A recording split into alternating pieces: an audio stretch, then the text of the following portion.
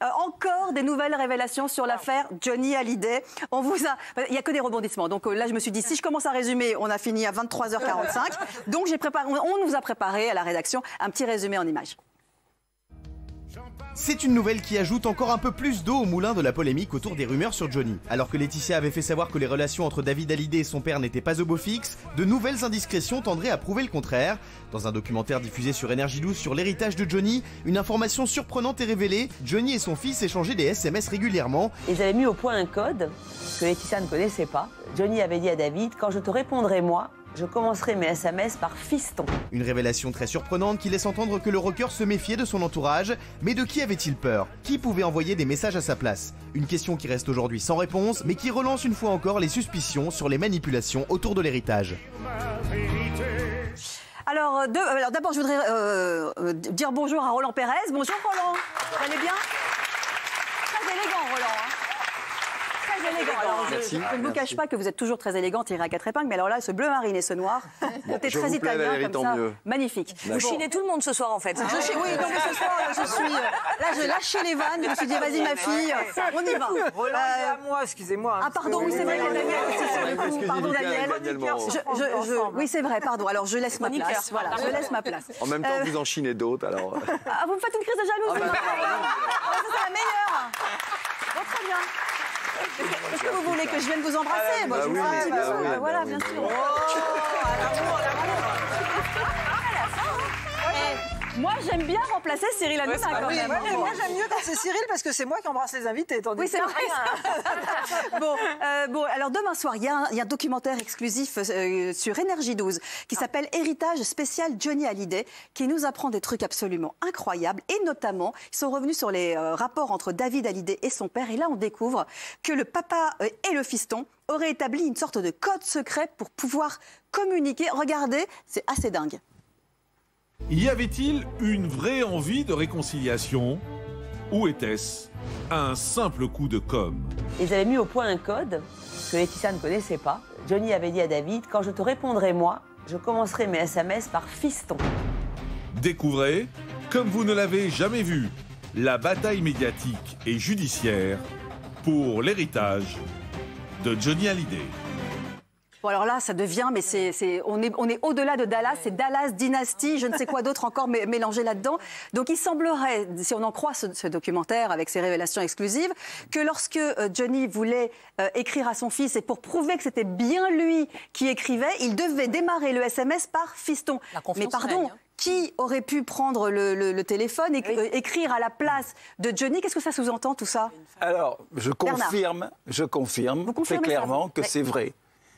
C'était un code. Oui, vous attendez qu'il y ait un documentaire sur une autre chaîne pour venir le dire ici. Ouais, vous savez ce que c'est qu'un scoop ou pas?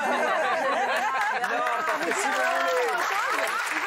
Le mec dit, bah ouais, Je vais vous dire pourquoi. En fait, attends, je crois que j'avais l'info, mais en fait, j'ai attendu que d'autres la donnent. Non, je vais vous dire pourquoi. D'abord, c'est par respect pour tout le monde. Je n'ai pas...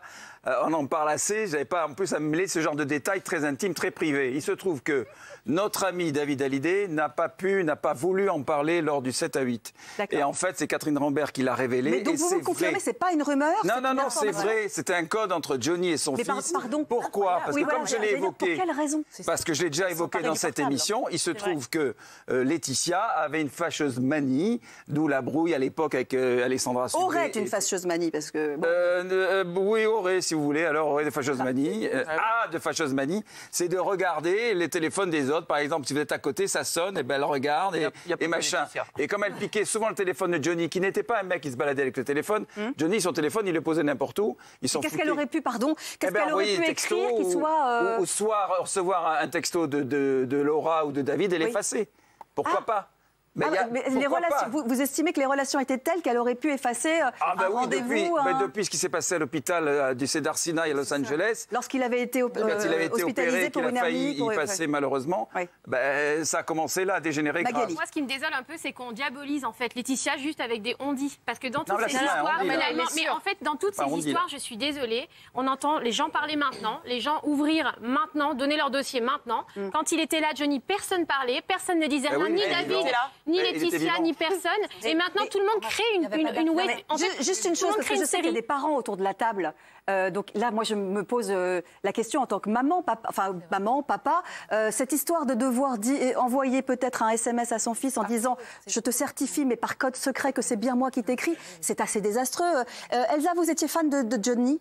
Bien sûr, je veux dire, quand même... Qu'est-ce que vous pensez de toutes ces révélations qui arrivent jour après jour Alors honnêtement, ça je peux pas prendre parti parce que je pense qu'à partir du moment où on vit pas avec les gens, on peut pas avoir on sait pas ce qui se passe réellement.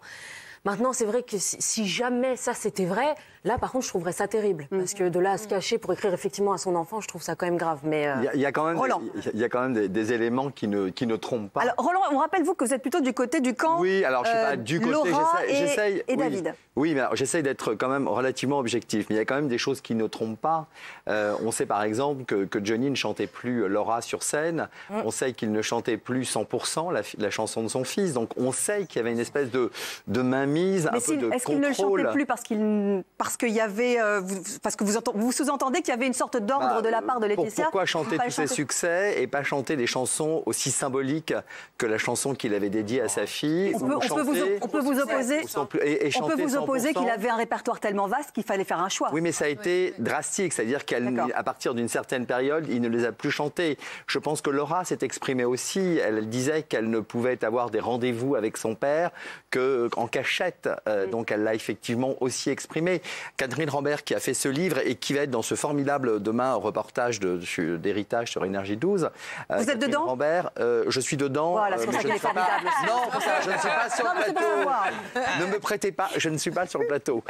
J'ai donné une interview, mais ce que je veux dire, c'est que Catherine Rambert, qui va sortir d'ailleurs un livre, a vraiment interviewé, c'est une journaliste de terrain, elle a interviewé les proches. Oui. Et c'est les proches qui lui ont révélé, c'est même pas David qui l'a fait. David a gardé cette pudeur de ne rien révéler, de ne rien dire, et même s'il a exprimé sa peine vraiment véritable dans 7 à 8, on a vu cette pudeur et cette discrétion. Roland, pas lui. Roland, une question, parce que à l'audience, on est revenu à l'audience qui s'est tenue là en début de semaine, les avocats sont revenus sur une citation de Laetitia Hallyday, parce qu'on va parler un peu de l'héritage maintenant, sur une citation de Laetitia Hallyday dans Le Point, qui au moment du décès de Johnny avait dit « J'ai épousé la France, la Tour Eiffel. Chaque Français a un lien avec lui à travers une chanson, un souvenir. » Et je sais que lors de l'audience, les avocats ont utilisé cette phrase pour dire « Vous voyez, c'est le testament français qui doit prendre le pas, puisque Laetitia, sa veuve, elle-même dit « Johnny, c'est pas l'Amérique, Johnny, c'est la France. » C'est exact? Oui, alors c'est vrai que les avocats se sont empressés et se sont engouffrés dans cette brèche qui avait été créée. Non, parce que je pense que les juges vont vraiment rester sur le droit, sur la directive européenne qui doit être appliquée, sur ce comptage tout simplement des jours et des mois qui ont précédé le décès pour savoir si Johnny véritablement était resté plus de 6 mois et 1 jour en France ou si 6 mois et 1 jour plutôt aux États-Unis pour établir sa résidence qui va être vraiment la résidence aujourd'hui en droit français et le critère, la résidence permanente en France ou aux États-Unis est le critère qui va déterminer l'application de la loi. Donc ils vont, après tout un ensemble, là où vous avez raison, c'est qu'ils écoutent tout et qu'il y a un ensemble de choses, des revenus en France, une carrière en France. Est-ce que, je vous coupe, mais est-ce que le trust, on a dit que maintenant les Américains abandonnaient la gestion de ce trust. Est-ce que ça, c'est un point positif pour David et Laura? Est-ce que ça voudrait dire que du coup, il y a tellement de soucis que les Américains disent finalement, je m'en lave les mains, ça va rester du domaine des Français? C'est un casse-tête. Je peux vous dire que les magistrats ont été face à un casse-tête. Ils se sont retirés pour délibérer, pour savoir s'ils devaient ou non renvoyer cette affaire. Ils ont été très embêtés parce qu'il y a une opacité totale quand même. Parce qu'on a beau se battre, peut-être qu'à la fin, il ne restera rien parce que tout est rentré dans des trusts de maisons, des trusts financiers, maintenant des trusts de droit artistique. Donc il y a une opacité et les avocats des deux aînés ont beaucoup de difficultés pour obtenir des éléments. Donc le tribunal, quand on a annoncé que la Bank of America qui était assignée en référé, l'avocat est venu dire voilà la lettre de démission, on ne vous donnera pas les raisons, j'ai pas de raison à vous donner, mais il n'y a plus le représentant. Les bras en sont tombés parce qu'ils se sont dit qu'est-ce qu'on fait c'est une des parties qui devra exécuter la décision qu'on a rendue, qui devra être opposable. Mais si j'ai personne à qui rendre opposable cette décision, c'est embêtant. Donc ils se sont retirés, ils sont revenus et ils ont finalement pris, je pense, l'importance des demandes qui ont été faites et ils ont décidé quand même de statuer. C'est ce qu'on saura dans quelques jours. Dans quelques jours maintenant, c'est ça, exactement. Sur la fortune de Laetitia, parce que certains journalistes se sont penchés sur sa fortune en disant que finalement c'était pas si clair que ça, et notamment Léna Luto, qui est une journaliste bien connue, elle dit ce qui m'a alertée, c'est l'avocat de Laetitia, qui répétait dans toutes les interviews qu'elle était asphyxiée. Moi, je la voyais sur Instagram, aller dans des restaurants, etc. Du coup, j'ai mené ma petite enquête et je me suis rendu compte que finalement, elle avait beaucoup d'argent. Est-ce que c'est le cas, pas le cas? Léna Luto est une journaliste détective absolument incroyable. Elle s'est rendue un peu partout. Et elle a surtout fait des recoupements sur les réseaux sociaux de fans qui parlaient de villas qui n'étaient pas finalement dans les villas décrites qu'elle connaissait, notamment à Los Angeles. Mais est-ce que ces villas appartiennent à Laetitia et Johnny? D'après ce qu'on comprend, d'après ce qu'on sait, c'est qu'elles appartiennent en partie à Laetitia et Johnny. Et l'autre partie serait à Jean-Claude Darmon au sein d'une société qui aurait été faite et donc, si elles ne lui appartiennent pas à 100%, également l'objet d'un autre trust. Donc si elles ne lui appartiennent pas à 100%, on ne peut pas avoir ça appartient en partie à Johnny. Donc en partie à Johnny, donc ça devrait rentrer dans l'héritage. Ça rentre dans l'héritage. Non, c'est surtout la maison de Saint-Barth qui est à moitié avec Darmon, mais il y a celle de Los Angeles qui est à 100% pour elle, à la suite du décès de Johnny. Parce qu'on a découvert cette nouvelle maison de Malibu qu'elle loue et dont elle touche les loyers toujours actuellement, et tant mieux pour elle. Hein. Mais en tout cas, ça appartient à 100% à Laetitia. Je ne parle pas de la maison où elle vit à Pacific Palisades. Hein. C'est une autre. D'accord. Bon, qu'est-ce que vous en pensez, vous? Est-ce que tout de même on va aller vers... Parce que j'ai entendu quelques avocats dire, finalement c'est une technique d'avocat de s'aboyer un peu dessus, de sortir des dossiers à droite à gauche. Et en fait tout ça, sont des sortes de contre-feux, parce qu'en fait, en sous-main, en parallèle, on essaie de négocier aussi. Est-ce que c'est ce qui peut se produire quand même? On aimerait que cette famille se réconcilie. Alors une famille qui se réconcilie, bien sûr, mais une famille recomposée qui se réconcilie, c'est toujours un peu compliqué. Mais il s'avère que les parties ne se parlent pas directement. C'est-à-dire que je pense que Laetitia et David, et Laetitia et Laura et tous les trois ne se sont pas parlés depuis l'ouverture du fameux testament. Pas du tout. Ils ne se sont jamais plus parlés.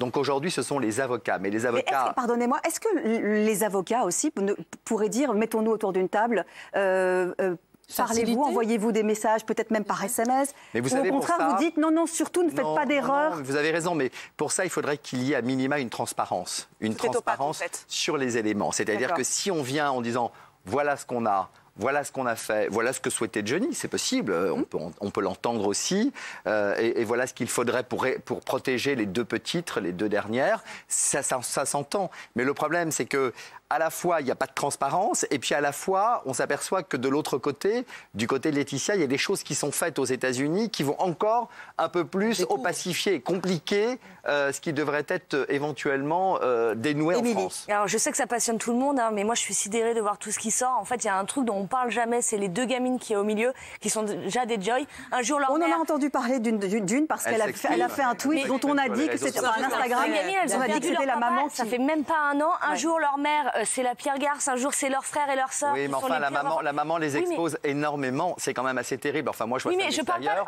C'est parce que vous êtes l'avocat de la partie adverse. Non, mais elles sont très exposées dans la presse, je parle. Elles sont très exposées. On les entend pas beaucoup. Voilà, et à un moment donné, est-ce qu'on peut pas tous aussi un petit peu penser à ces gamines et se dire, on va peut-être en parler un petit peu moins et les laisser faire leur deuil. On peut entendre aussi. Elles sont protégées, maman les expose. Pas tout le monde en même temps. Qu'elle voit rien. Pas tout le monde en même temps. Mais est-ce que, Émilie, est-ce qu'on peut entendre aussi que Johnny a parlé de sa vie en long, en large, en travers, a aimé partager avec le public, et donc peut-être que voilà, c'est presque dans une sorte de logique, une continuité. Moi, je suis cuculapraloche, j'aurais préféré que cette histoire elle sorte jamais. En vrai. Moi, je suis absolument d'accord. C'est-à-dire qu'à la fois, on est complètement gêné de ce débat-là, et en même temps, on se dit, mais c'est pas possible qu'on apprenne encore des trucs. Mais c'est pas possible qu'on apprenne cette histoire de SMS. Mais c'est pas possible qu'on apprenne et que Bernard nous confirme. Et que Bernard nous donne un scoop 15 jours après. Et on demande que Bernard il sorte son livre, comme tout le monde. Non, mais c'est vrai qu'on est à la fois gêné, on est voyeur, on veut comprendre, on veut savoir. Et on est un peu en otage de cette histoire, parce qu'en même temps, Johnny, c'était notre idole. Enfin, moi, je sais, je parle en mon nom, mais Johnny, moi, j'étais totalement fan de cet homme, de sa musique. Et toujours, bien sûr. Mais effectivement, on ne pense plus vraiment à l'artiste, on pense à toutes ces histoires, tous ces rebondissements. Nicolas, moi, ce que je trouve assez étonnant, c'est les montants avancés, parce que 100 millions, c'est impossible. pour plein de raisons. Pour quelles raisons? D'abord parce qu'il est interprète. Alors même s'il avait un excellent contrat à l'époque avec Universal, il n'a pas pu engranger 100 millions. Que c'est quelqu'un qui ouvrait ses dates quasiment 2 ans et demi à l'avance, justement pour faire rentrer de l'argent parce qu'il avait un train de vie assez important. Donc je pense que le prochain step, donc là, vraisemblablement, c'est pour essayer de faire grossir un peu le truc, mais je pense qu'on est très très loin des 100 millions. Et puis à se demander si on n'est pas à l'équilibre. Léna Luto dit effectivement que même si elle a 100 millions d'euros, en parlant de Laetitia Hallyday, de patrimoine, elle a trop de dettes, trop de charges, trop de maisons avec trop d'employés. Il n'y a pas assez de revenus. Il va falloir nettoyer tout ça. Est-ce que vous confirmez, Bernard, sur ces maisons, ces employés, ce train de vie extraordinaire de Johnny? On sait, il l'avait souvent dit d'ailleurs, qu'il vivait au-dessus de ses moyens. Oui, il vit, d'ailleurs Jean-Claude Camus le disait, il vit comme une rockstar hollywoodienne, américaine, avec un train de vie extraordinaire. Non, moi j'ai connu les maisons. Celle de Saint-Barth est extraordinaire, magnifique, avec effectivement plein d'employés. Enfin, quand ils y sont pas, il n'y a personne non plus, puisqu'ils la louent. Cette maison, elle est louée. Elle est louée, donc ça rapporte aussi et elle est louée très cher. Je crois qu'elle est louée 45 000 le week-end. 45 000 € le week-end? 45 000 € la semaine. Oui, la semaine, 145 000, voilà. Ah la vache, oui, d'accord. Et la maison de Pacifique... non, j'irai pas. Vous me montrerez la photo. Et la maison de Pacifique Palisade, qui est dans un très joli quartier, avec une piscine qui donne sur une forêt très jolie. Là aussi, je crois qu'il y a 3-4 personnes qui sont là à l'année. Ouais. Ça coûte cher tout ça, c'est sûr. Roland, juste un dernier mot. Est-ce que vous pensez qu'on va avoir là, dans les quelques jours, parce qu'il y a une décision qui doit être rendue, un point final, ou est-ce que ce n'est que un point virgule? Non, je pense que là, si le tribunal de Paris décide de geler les droits artistiques, ça va encore aller un peu plus dans le sens, au moins, on va dire, de conserver un petit peu tout cela avant de finalement partager ou pas, on verra ce que dira la loi au final, mais il est possible quand même que les parties et les avocats arrivent quand même à discuter ensemble. On l'espère. Et au final, évidemment, on l'espère parce qu'on a l'intérêt de tout le monde, on a vraiment envie qu'ils se mettent tous autour d'une table et qu'ils se réconcilient, parce que c'était évidemment la famille de Johnny, de celui qu'on aimait.